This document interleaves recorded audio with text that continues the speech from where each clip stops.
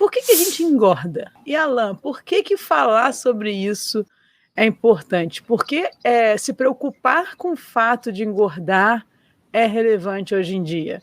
Por que a gente não pode simplesmente engordar e não se preocupar? Pergunta difícil, eu sei, mas vai lá, eu tenho certeza que você consegue. Ainda bem que você já me ajudou, porque realmente é muito difícil responder essa pergunta e tomar cuidado para não tomar conta do podcast inteiro. A gente está com tempo. O que acontece é o seguinte, por que é importante se preocupar com isso? Por que é importante se preocupar com a obesidade? Vocês falaram aí que o assunto era... como é que foi que vocês falaram?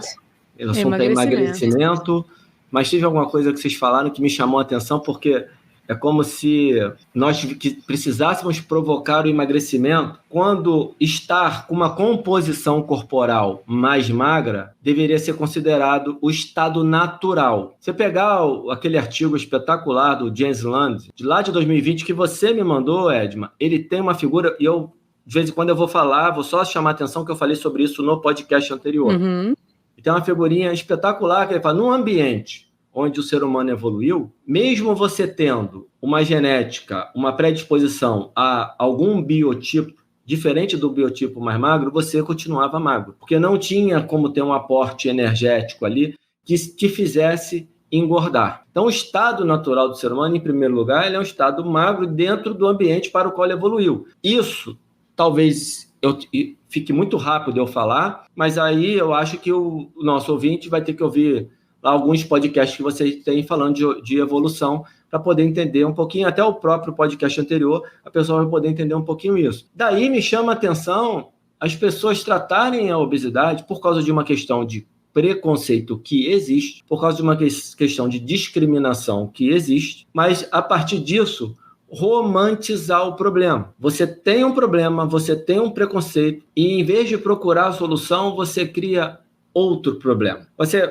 Vou fazer um paralelo aqui rapidamente. Você pegar a AIDS, posso estar enganado aqui com relação à época exata, e a minha memória da minha adolescência, ali década de 80, década de 90, quando a AIDS aparentemente deu um boom, que veio de preconceito. Se a pessoa soubesse que o sujeito na frente dele estava com AIDS, ela não apertava nem a mão.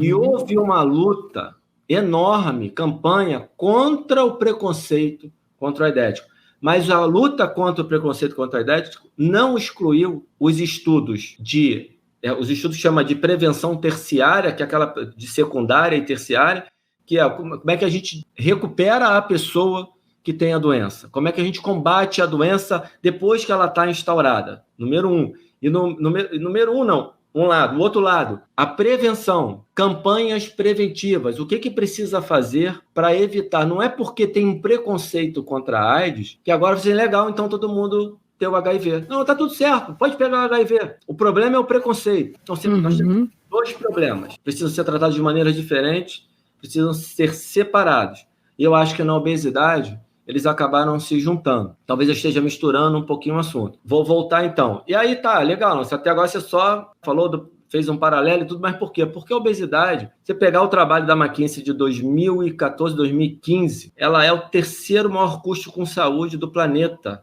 Só perde para arma de fogo e cigarro. A causa indireta de morte é a segunda, só perde para o cigarro. A obesidade, se você pegar um trabalho publicado, agora não vou lembrar de todos os artigos, né, Edma e Rafa?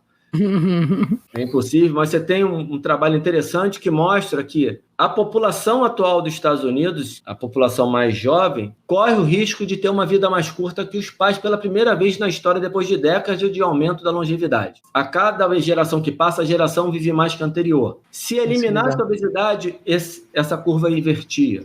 Não dá para romantizar esse problema. O risco de morte de um obeso pode aumentar em até 20%. Risco de doença cardiovascular e mais. Aí a gente, depois, se vocês quiserem, a gente pode falar. Mas e a obesidade? Tem uma obesidade saudável? A gente pode falar dos parâmetros da obesidade saudável, se vocês quiserem. Mas isso é outra confusão. Porque você pega a obesidade saudável, mesmo no cara que está com a obesidade que é chamada saudável, ele tem maior risco de desenvolver doença gordurosa do fígado. A obesidade sozinha, ela é o maior fator de risco, maior do que o cigarro. Para alguns cânceres, como, por exemplo, câncer de fígado, câncer de rim e câncer de bexiga. Não à toa, quando você olha mesmo a obesidade metabolicamente saudável é fator de risco para doença gordurosa no fígado. Então, é um assunto que não dá para brincar. Os números estão aí, números que eu digo, né, os dados mostram, estudo do The Lancet com mais de 10 milhões de pessoas, são vários estudos juntos, um corpo de cientistas que se juntaram para verificar que entrou em sobrepeso, passou do IMC, a partir de 25,